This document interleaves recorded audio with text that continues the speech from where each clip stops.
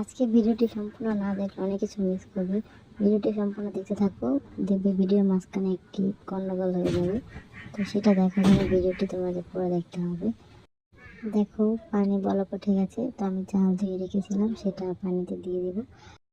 এখন তোমাদেরকে একটা ছোট্ট টিপস দেখাবো। এই দেখো আমি ভাত বসিয়ে দিয়েছি, আর এই ভাতের সাথে আমি দুটো ডিম সিদ্ধ দিয়ে দেবো। একসাথে দুটো হয়ে যাবে, মানে ভাত হওয়ার সাথে সাথে ডিমগুলো সিদ্ধ হয়ে যাবে। আমি ডিম ভুনা করবো আজকে, তাই যারা মিনি কিচেনে কাজ করে, এসব আপুরা যারা মিনি কিচেনে রান্না করে তারা হয়তো অবশ্যই জানো এই ছোটো ছোটো রান্নাগুলো করতে অনেক বেশি সময় লাগে।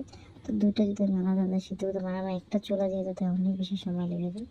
তাই আমি ভাতের মাঝে ডিম সিদ্ধ দিয়ে দিয়েছি, এখন একসাথেই হয়ে যাবে আর কি। তো দেখো একপাশে আমার পেঁয়াজ মরিচ এগুলো কাটা হয়ে গেছে, আর এই দেখো এখন ভাতের বলক উঠে গেছে। আসলে ভাত আজকে অনেক বেশি পরিমাণে হয়ে গেছে। আজকে মিনি কিচেনে আমার দ্বিতীয়বার ভাত রান্না হচ্ছে।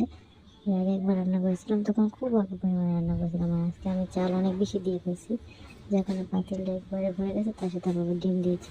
তা আমি নাড়তে কষ্ট হচ্ছিলো, তাই আমি ডিমগুলো তুলে নিয়েছিলাম। আমি তো ভাবছিলাম ডিমগুলো হয়তো সিদ্ধ হয়নি, কিন্তু দেখো কি সুন্দরভাবে সিদ্ধ হয়ে গেছে। আর দেখো আমার আসলে মাঝখানে কতটুকু ভিডিও হয়নি, ফোনে ক্যামেরা অফ হয়ে আছে, আমি খেয়াল করিনি। তো ভাজি যখন আমি রান্না বসিয়েছি তখন এটা ভিডিওতে ওঠেনি, আর আমি ভাত গড়া দিয়েছি আর ভাজি রান্না করছি এটা ওঠেনি। যাই হোক, কী করার আছে। তো দেখো আমি এখন ডিম ভোনার জন্য পেঁয়াজ মরিচ দিয়ে দিলাম চুলে তেলের মধ্যে। এরপর আমি আদা বাটা রসুন বাটা এগুলো দিব। এখন হচ্ছে গুঁড়া মশলাগুলো দিয়ে দিচ্ছি। আমার মশলা কোটাগুলো কেমন হয়েছে তো জানিও তোমরা কমেন্ট করে। এই যে দেখো এগুলো যে দুইটা দুইটা জোড়াতে সুন্দর লাগছে, নাকি এখানে সবগুলো আলাদা আলাদা করলে বেশি সুন্দর লাগতো তোমরা বলো, তাহলে আমি আলাদা আলাদা করে ফেলবো, নাকি জোড়াতে সুন্দর লাগছে তুমি বলো প্লিজ। আর দেখো ডিমের জন্য আমি মশলাটা কষিয়ে নিচ্ছি। আর দেখো আমি লবণ দিয়ে দিলাম, আর লবণের কোটাটা আমার অনেক বেশি লম্বা হয়ে গেছে, যেটা আমাদের চামচ ঢুকছিল না, তাই আমি চিকন একটা লম্বা খুন্তির মানে গোড়া দিয়ে আর কি লবণটা বের করছিলাম।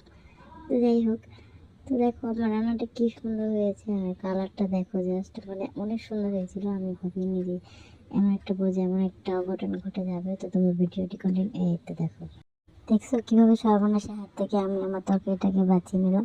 পুরোটা তরকারি পড়ে যেত, আমি চামচের সাহায্যে ওটা হাতাটা বাজে আমি ধরে নিয়েছিলাম, তাই পুরোটা পড়েনি, কিছুটা আমার জন্য অবশিষ্ট আছে। যাই হোক, আর পিছনে দেখলেই তো তোমরা ডুলি আর ফ্রিজ দুইটা একসাথে মানে পড়ে গেছিলো।